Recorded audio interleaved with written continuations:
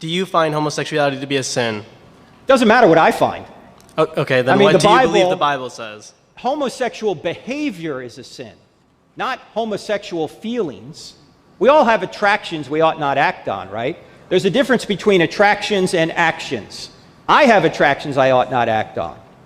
So to be attracted to someone of the same sex, if you act on that, it's a sin. that's what the Bible says. That's what Jesus says. You say, well, Jesus never talked about homosexuality. No, he talked about all sexual immorality, because whenever he used the phrase sexual immorality, that meant any sexual activity outside of the marriage of a man and a woman. Fornication, adultery, homosexuality, bestiality, rape, incest, whatever it is.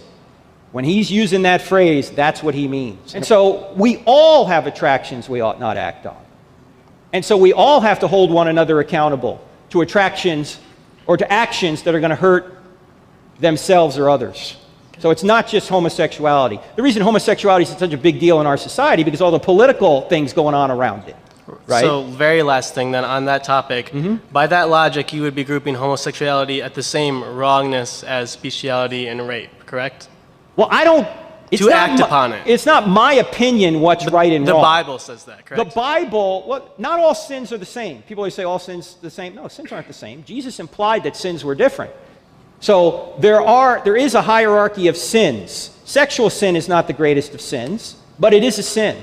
And where homosexuality falls on that, that's not for me to decide. The Bible calls all sin, all sex outside of the marriage of a man and a woman sin.